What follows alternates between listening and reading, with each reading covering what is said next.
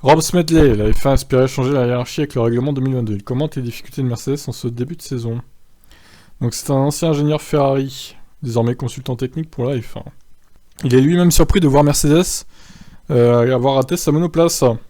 Mercedes serait la première à admettre qu'elle n'a pas tout compris. Ferrari a fait un très bon travail en remontant dans la hiérarchie et en étant au niveau de Red Bull, a déclaré Smedley, mais je m'attends à ce que ça change maintenant, plus que toute autre année.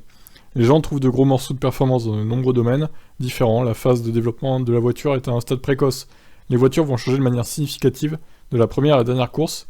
La courbe de développement sera très forte sur ces voitures. Il a toujours été évident que certains allaient réussir et que d'autres allaient échouer. Je pense que c'est ce qui est beau. La Formule 1 espérait changer la hiérarchie en faisant de grands changements réglementaires.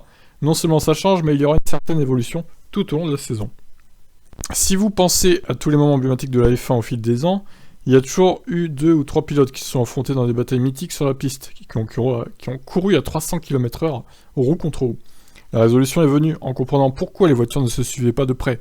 Les équipes qui étaient très concentrées sur les performances de leurs voitures ont par inadvertance créé des effets préjudiciables pour les voitures suivantes. La F1 a notamment travaillé avec Amazon Web Services pour simuler énormément de données et de versions différentes de ce nouveau règlement.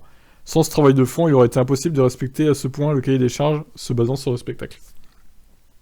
Ce qui se serait passé, c'est que nous aurions introduit beaucoup moins de conception et de développement dans cette période. Nous nous serions donc retrouvés avec un ensemble de règles probablement beaucoup plus ouvertes à l'interprétation.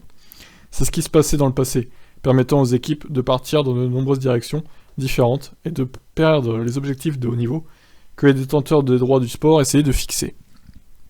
Très bien. Eh ben c'est réussi, hein, pour l'instant les nouvelles monoplaces sont plutôt bien pour le spectacle et la hiérarchie a été réorganisée un petit peu, donc pas totalement non plus, hein, c'est pas As premier et Mercedes dernier non plus, mais bon. Il y a quelques surprises, on va dire. À voir ce que ça donnera sur l'ensemble de la saison. Voilà pour cette déclaration de Smedley, ciao.